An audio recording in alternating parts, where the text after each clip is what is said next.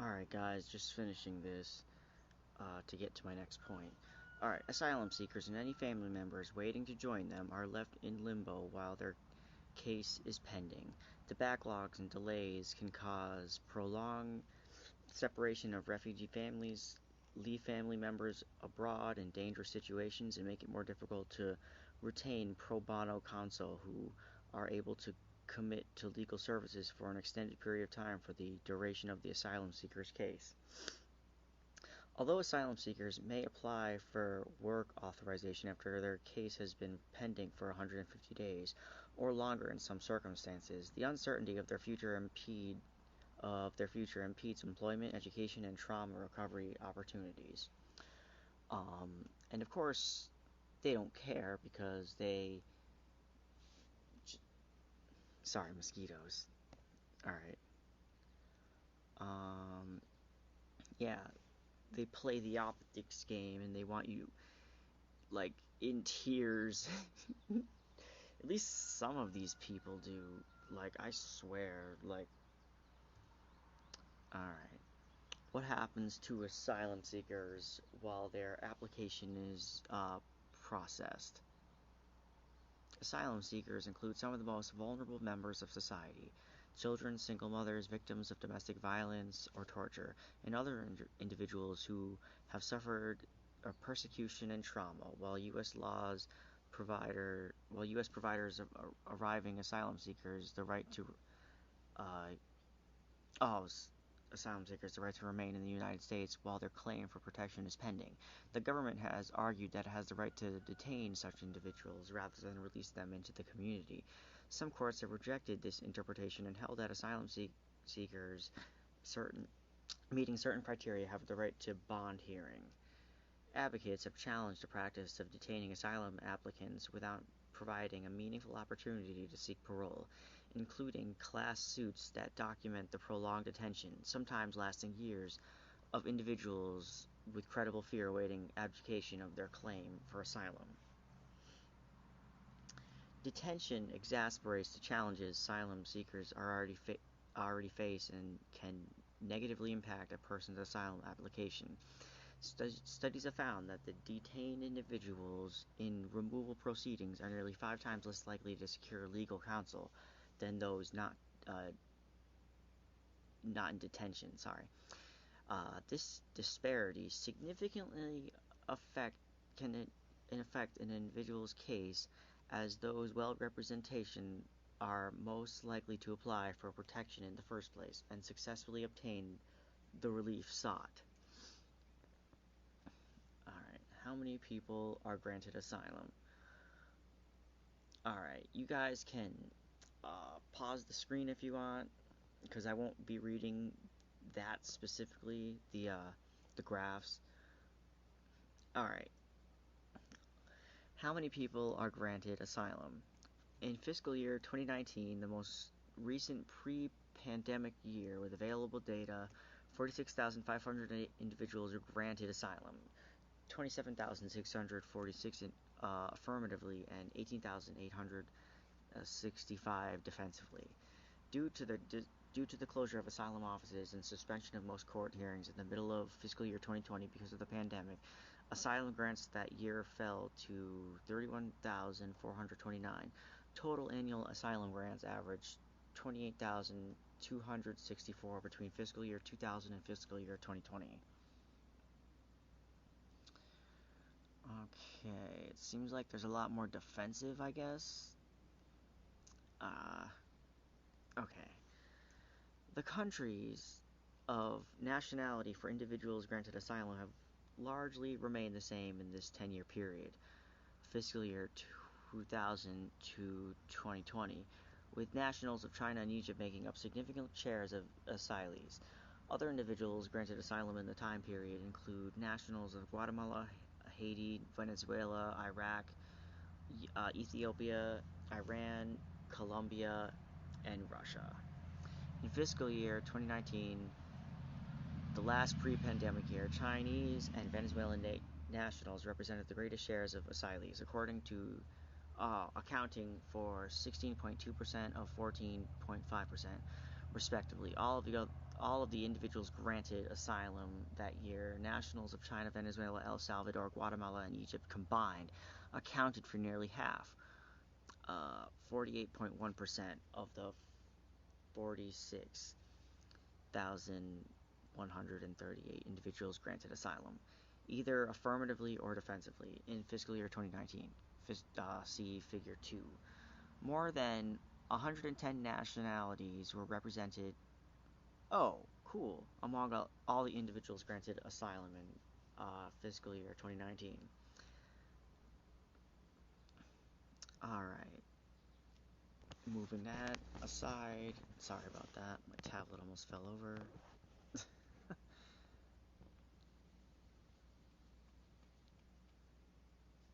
So,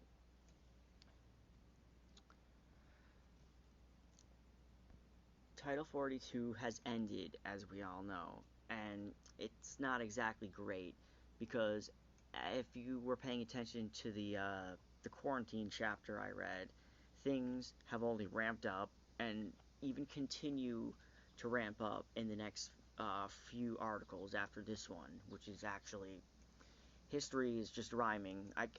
History repeats rhymes, whatever you want to say, Okay.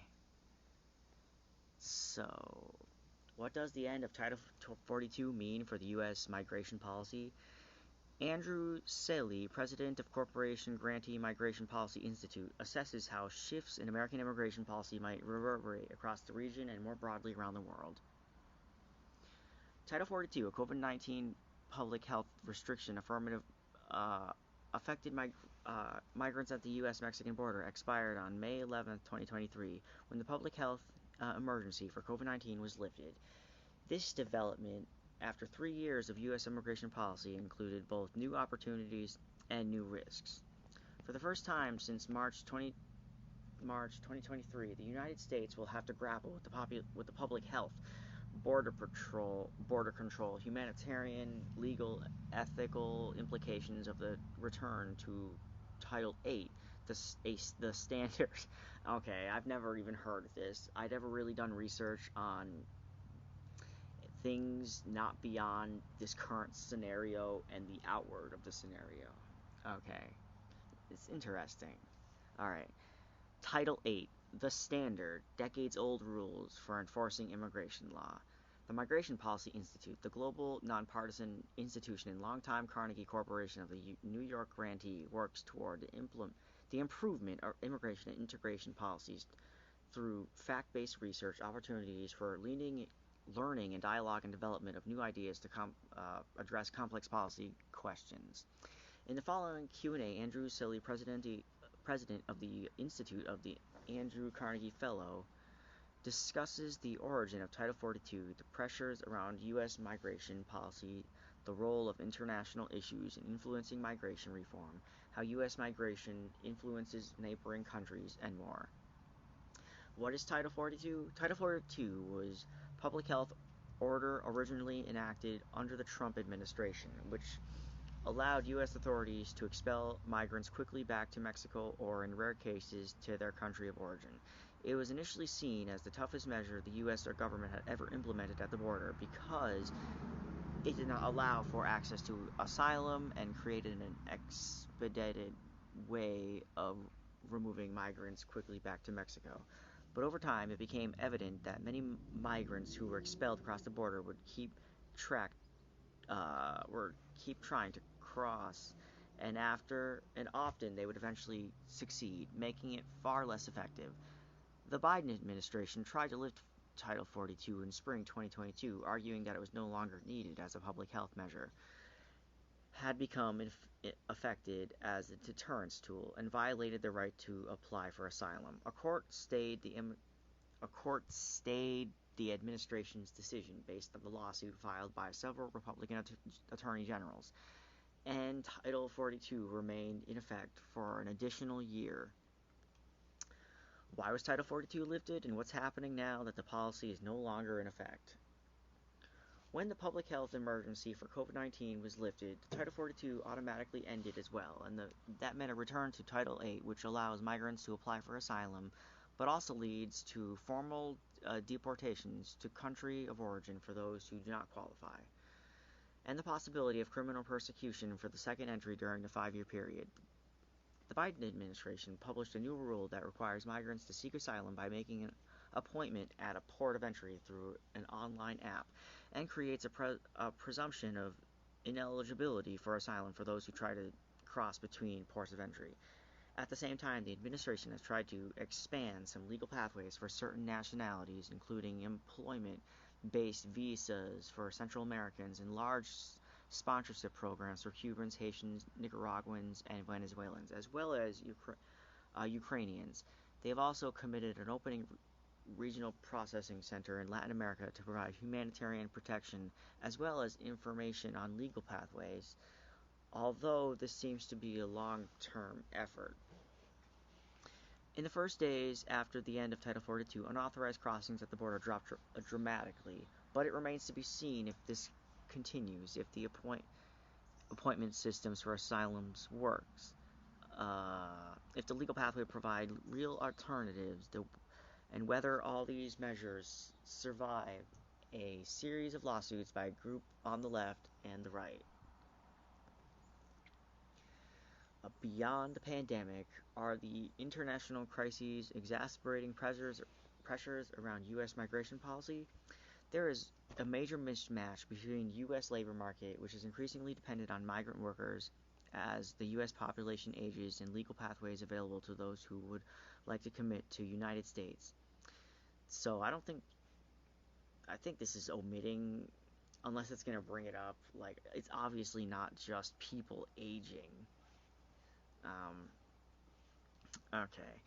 And this mismatch accounts for much of the rise in unauthorized migration to the U.S., but these pressures have been augmented by a series of major crises around the world. These include the Russian invasion of Ukraine, the Taliban takeover in Afghanistan, and a mixture of authoritarian government and collapsing economies like Venezuela, Nicaragua, Cuba, Haiti, and climate change has further exacerbated migration from some traditional sending countries in Central America and the Caribbean that are experiencing significant changes in weather patterns. The Biden administration has managed to open up sponsorship programs that allow some people from Ukraine, Venezuela, Nicaragua, Cuba, Haiti to enter legally for 2 years if they have U.S.-based sponsor, and the U.S. admitted tens of thousands of Afghans after the Taliban takeover of Kabul, allowing them to pursue their immigration and protection processes inside the U.S. However, there are largely ad hoc responses to immediate crises, and the U.S. legal immigration and humanitarian protection system needs broader reforms to deal with changing global circumstances. This is interesting. This is beyond me in terms of research, but this is still interesting and good to know. Alright. How is current U.S. migration policy influencing the policies of nearby countries? U.S. policy has contradictory effects in nearby countries. On one hand, the U.S. government has played a vital role in supporting countries like Latin America and Caribbean that are hosting large displaced populations. And why would I say hostile? Hosting large displaced populations, including over 6 million Venezuelans and several 100,000 Haitians and Nicaraguans. Through international aid, and U.S. government has become the leading donor supporting host countries like Colombia, Ecuador, Peru, and Nicaragua. At the same time, the U.S. government has increasingly sought to get countries in the region to serve as buffers against authoritarian migration, especially Mexico and countries in Central America. Some of these measures make sense in terms of trying to create more regular and predictable flows, but it sometimes looks like outsourcing of U.S. enforcement efforts to other countries and could undermine the generally welcoming policies other countries in the region have had towards migrants and displaced populations. Yeah, we're always meddling. It's either for some reasonable thing, or it's just like people don't trust us because we're literally always toppling and putting in a fascist dictator somewhere, supposedly. So, yeah, okay. How might shifts in American migration policy reverberate across in the region and more broadly around the world in coming weeks and months? Oh, no. Sorry about that. There are two possible scenarios that could emerge globally from U.S. policy changes. One is there One is that the U.S. reforms of border policy, asylum, and legal pathways begin to generate similar efforts to create regular and predictable migration around the world by expanding legal options for entry, focusing more on identifying humanitarian protection needs closer to where people live, creating narrower but effective asylum channels, and bringing down the large number of unauthorized arrivals that tend to provoke a political backlash in receiving countries, not just in the US and Europe, but also increasingly the many large countries in Latin America, Africa, and Asia Pacific region. But would be a possible outcome that would generate healthy experimentation in how to do all these things at once and generate more orderly and predictable migration movements, as well as better approaches to protecting those in danger. The other possibility is that the enforcement strategies take root along with narrower asylum access at the border, but the legal pathways do not expand significantly, and protection initiatives closer to where people live never fully take off. That would certainly also mean a continuation of large-scale unauthorized migration and even fewer options for protection, and it would make immigration an even more contentious issue around the world. It's likely that parts of both scenarios will happen at the same time in different places. However, over time, major receiving countries will have an incentive to get immigration right, because declining population will require rethinking immigration policies sooner or later. At this point, what reforms might best serve both would-be American immigrants and their receiving communities? Immigrants have always made an outsized contribution to innovation, entrepreneurship, and creative change in the United States. This will grow even more important as the growth rate of the native-born population continues to slow and then turns negative around 2032. Immigrants are already providing most of the growth in labor force, and soon it will be all of the growth, and they will also be vital in sustaining a robust tax base. To make sure that the immigration policy succeeds and meets the challenges of the future, at least three things need to happen. First, the U.S. needs a legal immigration system that can handle the demand for workers in the country in a predictable and sustainable way, and consistent way, which requires redesigning an antiquated immigration system largely built on the foundation of a 1965 law. Second, the U.S. needs to be able to bring down unauthorized immigration to ensure the credibility of the immigration system by channeling immigration into legal pathways and more effective protection efforts. Yeah, because the people that hire you at the top, they don't care if an illegal that they hire gets in trouble. But I think I read in the birth dearth that if it is found out that you have put somebody under the table like that, they will charge the owner or whoever's hiring under the table quite a bit of money. So it's not like they're off the hook. It's absolutely not that way. I haven't done research besides that aspect of things, but I don't see why it would be any different now. Unless we're really in need of the workers, I guess, which, makes sense. Shit, I forgot where I was. Okay, the U.S. needs to bring down okay. And third, perhaps most important, the U.S. will need to find ways to invest in immigration once they are in the country, providing adequate access to education, labor markets, and long-term legal status. And this will need to include regularizing the status of the millions of undocumented immigrants who are already in the U.S. communities and contributing to the workforce, starting with those who have been in the country the longest, came as children, or have U.S.-born children of their own. Finally, as immigration, most from Latin America and the Caribbean, Asia, and Africa, become increasingly more visible, we will have to contend with historical, racial, and ethnic barriers in the U.S. society, and recommit ourselves as a country to a far broader and more inclusive sense of nationhood. Okay.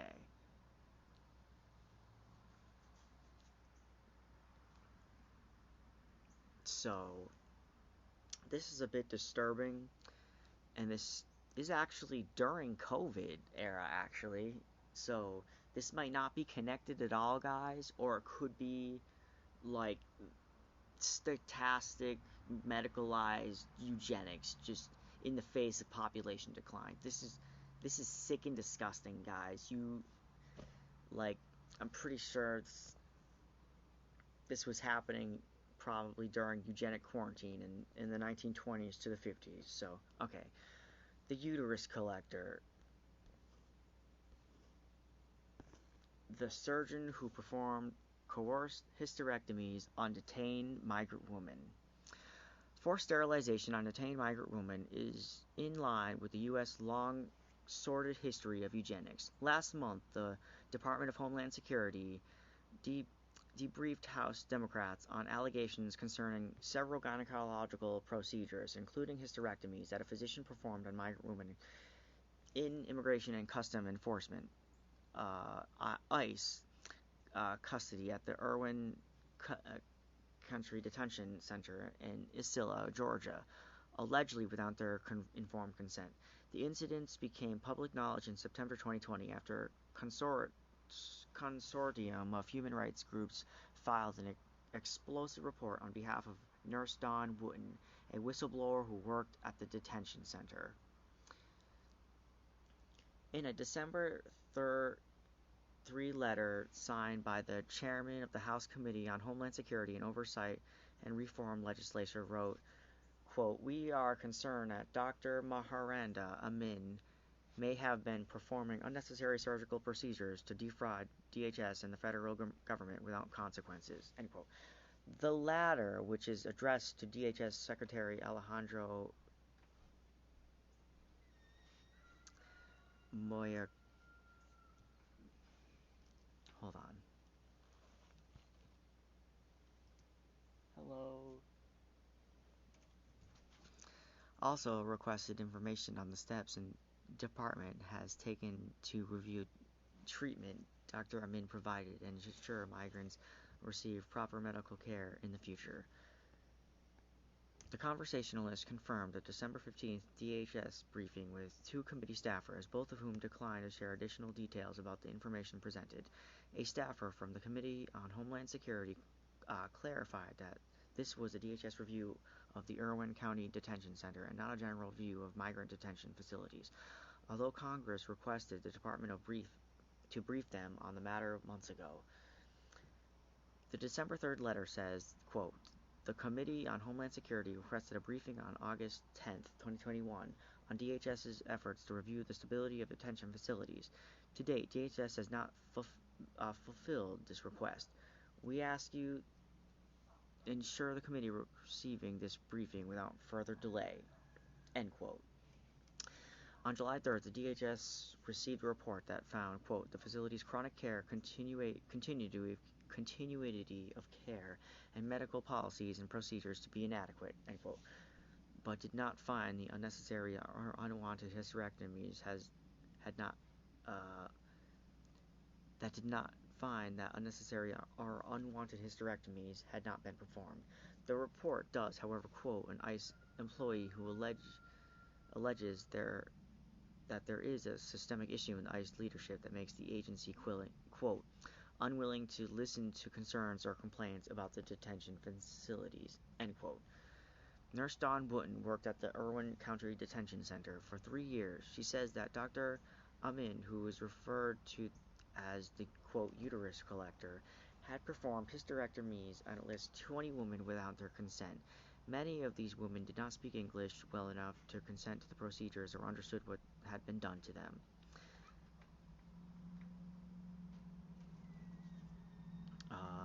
35 women are now suing ICE over Dr. Amin abuse. ICDC, run by a for-profit prison company called LaSalle Corrections, and came under harsh scrutiny for their botched COVID-19 response, which sparked hunger strikes and protests among detainees early in the pandemic.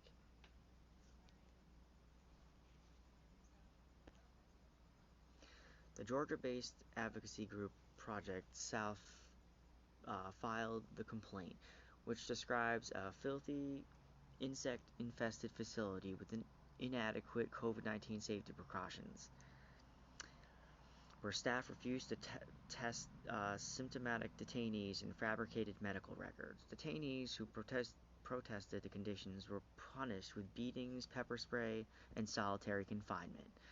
Nurse Wooten told The Intercept that she was demoted after raising concerns with the supervisors.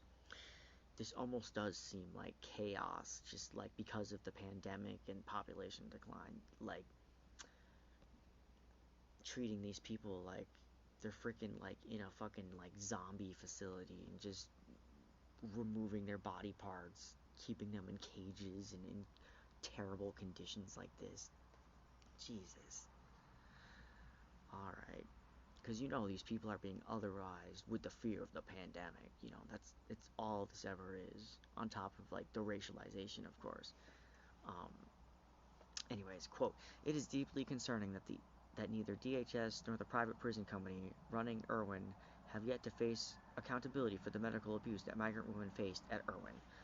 End quote. Azada Shahani, the legal and advocacy director with Project South, said in an email statement to the Conversationalist, quote, "This is setting an awful precedent. Congress and Biden administration must act now." The Joint Committee investigation subpoenaed LaSalle Corrections in November 2020 after the company refused to turn over medical records on the procedures Dr. Amin performed. Dr. Tony Ogburn, Department Chair of Obstetrics and Gynecology at the University of Texas Rio Grande Valley, reviewed these records. He concluded that Dr. Amin's care, quote, "did not meet acceptable standards," and goes on to say, "My concern is that he was not competent and simply did the same evaluation and treatment on most patients because that is what he was known, because that is what he knew how to do, or he did tests and treatments that generated a significant amount of reimbursement without benefiting most patients," end quote. Dr. Ogburn concluded in November 2021 letter to the Georgia Medical Board. Following pressure from lawmakers, activists, and advocacy groups, DHS Secretary Mayorkas announced that he would serve ties with LaSalle Corrections in May 2021. Though migrants were not removed from the facilities until September 2021, a full year after Project South filed Nurse Wooten's whistleblower complaint with the ICE administration. While these abuses came to light during the Trump presidency, the lack of accountability continues under the Trump administration. With migrant arrests now at 21-year high, the current administration has ramped up deportations under the Trump-era health policy that allowed the government to expedite the process without giving migrants the opportunity to apply for asylum. The government's claims the rush deportations are a COVID-19 safety precaution. And historically, this has always been used if you kept up with that chapter, but it's just, there's a lot of corruption that gets wrapped up in the legitimacy, and it blurs the line and people fight over it. Obviously, this isn't necessarily a both sides thing. It's just, someone's lying, obviously, or being more over dramatic than they have to be. Okay. Under Title 42, the Trump administration expelled 444,000 migrants. Under Biden, this number has already reached 690,000. COVID-19 still runs rampant in migrant detention centers and prisons such as New York City, Rikers Island, where more than 1/5 of the incarcerated population has tested positive. Immigration advocates have been disappointed with the new administration since taking office. Biden has filed 296 executive orders on immigration, 89 of which have reversed actions taken by the Trump administration, such as the travel ban on Muslim-majority nations con- and construction of the border wall. When Don Wooten stepped forward to make the whistleblower complaint about the medical abuses at ICDC, international headlines about, quote, mass hysterectomies, end quote, sparked outrage and comparisons to Nazi Germany.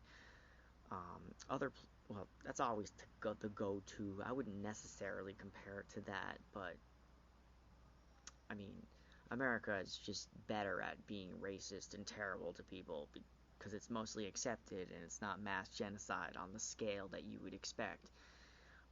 Alright. The story within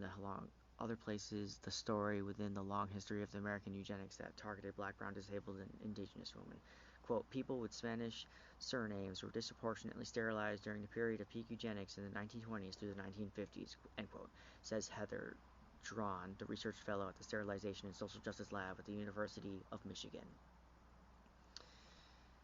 During 20th century, U.S. states subjected over 60,000 people to sterilization without consent, with over 30 states establishing eugenics boards. State governments targeted minorities, the disabled, and others who did not fit the, quote, social norm for forced sterilization. From 1929 to 1974, North Carolina ordered as many as 7,600 women sterilized, a majority of who were black women who with low-income backgrounds. Margaret Sanger and Dr. Gregory Pincus exploited government birth control centers in Puerto Rico to subject one-third of the female population to sterilization procedures, often without their consent, purportedly to address, quote, overpopulation, end quote, and poverty on the island. And, yeah, I guess. I don't want to get into that right now. Under the family planning... Okay, wow, this is way more involved than I really wanted this to be. This is, okay. Well, okay. Under the Family Planning Services and Population Research Act of 1970, physicians sterilized an estimated 25% of Native American women of childbearing age in a 6-year period.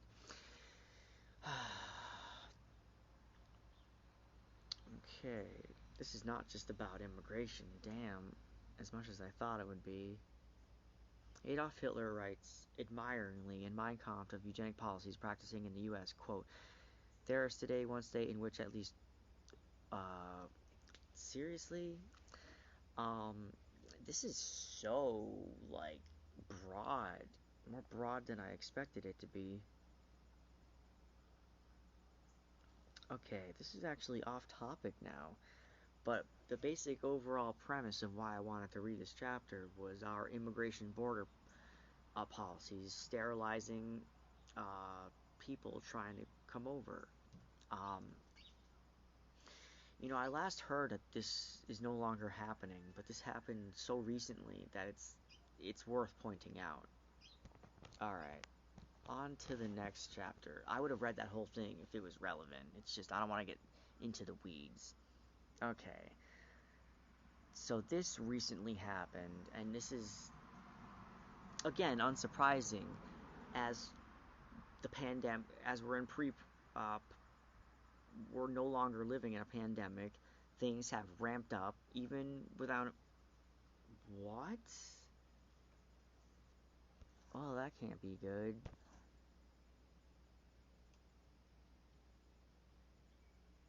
Okay. So I don't know why this is not working. Okay, so hopefully this one works. So basically, Governor Gregg Abbott told border officers not to give water and to deny access to children, and basically pushing people back into the Rio Grande, into the, yeah, so this is, again, we're no longer living in a pandemic, and things are still ramping up, and people are still being killed. in minorly calmer times. Things are still dire, but historically, this is just very sadly, like, unsurprising. Okay, sorry about that. My thing is plugged in, I guess. The DOJ sues Texas and government Greg Abbott over Rio Grande barrier. The Department of Justice sued the state of Texas Governor Greg Abbott. Oh, what the heck?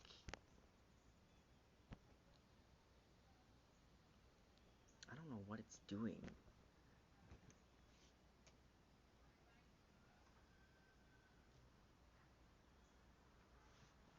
Alright. The Department of Justice sues the state of Texas and Governor Greg Abbott on Monday for building a floating barrier at the southern border that the state says will deter migrants, but the Biden administration calls a threat to public safety.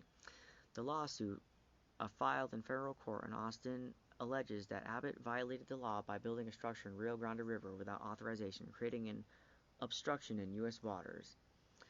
The Justice Department is seeking to require Texas officials to remove the barrier at the state's expense. The suit claims that structures placed in the Rio Grande require approval from the U.S. Army Corps of Engineers, and that Texas never sought or received such a permit. Damn. How did he require this then? Okay, whatever. And, quote, this floating barrier poses threat to navigation and public safety and presents humanitarian concerns, end quote. Associate Attorney General Vinita Gupta said in a statement, and goes on to say, additionally, the presence of the floating barrier has promoted diplomatic protest by Mexico and risks damaging U.S. foreign policy. So, yeah, this dude's just doing illegal stuff to do whatever he can to remove migrants. Even if he kills children by denying them of water and having them drown in the river. Anyways. The lawsuit was expected after the Justice Department sent a letter to Abbott last week disclosing its plans to the state if Abbott didn't remove the barricade, which consists of large buoys to deter migrants coming from Mexico. In its letter, the department cited the, quote, unlawful construction of a floating barrier in the Rio Grande River, end quote, and asserted that it might impede the federal government's, quote, official duties. Abbott said in a letter early Monday that he would not comply with the Justice Department's request to take down the barricade. The department had given the state until Monday to comply. Earlier this month, Texas set up miles of barricades using barbed wire and buoys in the river near Eagle Pass. Quote, to end the risk that migrants will be harmed across the border illegally, you must fully enforce the power of the United States that prohibit illegal immigration points between points of entry, end quote, Abbott said in that letter, which department lawyers attached to the complaint in the suit. They also included photos of the floating barrier taken by a Border Patrol drone. In an interview with Fox News, Brett Baer on Monday evening, Abbott asserted that devices like the floating barrier had repelled, quote, tens of thousands, maybe hundreds of thousands of people trying to cross the border. So I'm wondering if this is just like one of those like the asylum, restricting asylum and eventually finding illegal passageways, and this is just Abbott trying to do that. Um, this is just obviously still messed up because Abbott's still trash human being, so even if he's doing like a logical thing that we've done before, even without the consent of the Army Corps and the President, it's still... This is insane. Okay. Abbott said that he was willing to litigate the suit up to the Supreme Court in an effort to defend its state's sovereignty and its constitutional right to secure the border of our state and our country. He called on President Joe Biden to enforce Border Patrol policies more stringently adding that until he did, Texas would be stepping up to do so. This is pretty much what he said when he was sending migrants around Margaret's Vineyard, I think. Um, but yeah, those people ended up getting help when they ended up on that random island, so their plans actually failed. Um, so that's good. White House Press Secretary Karine Jean-Pierre said on Monday afternoon that by not complying with the Justice Department request, Abbott was not acting in good faith. Quote, instead of coming to the table and trying to figure out a way to work together, Abbott continues to do this really cruel, unjust, inhumane way of moving forward with a system that has been broken for decades, Jean-Pierre said. Vice President Kamala Harris also slammed Abbott on Monday, calling the border tactics inhumane, outrageous, and un-American during a speech in Chicago. The lawsuit, which names both Abbott and the state of Texas as defendants, was filed by the Justice Department's Environmental and Natural Resource Division in collaboration with the U.S. Attorney's Office for the Western District of Texas. Quote, the Rio Grande is a significant stretch of the southern border of our country, end quote. James Esparza, U.S. Attorney of the Western District of U.S. Texas, said in a statement, and goes on to say, we must all recognize that there are laws and policies in place, both domestic and international, to ensure the safety and security of everyone working, living, and traveling along the river. These laws cannot be ignored, and my office will take and support the appropriate legal action to uphold them, end quote. While the suit is aimed at the floating barrier, Justice Department spokesperson said last week that officials were also examining the complaints that Texas state troopers were ordered to push migrants back into the water, even though some migrants of the groups were children. Yep, well, I'm pretty sure Gregg Abbott doesn't at one point was against abortion, even if it was rape or incest. So, even if he went back on it, it's probably just to save face. Like, nobody accidentally has a policy like that. So, fuck this guy. Alright, see you guys.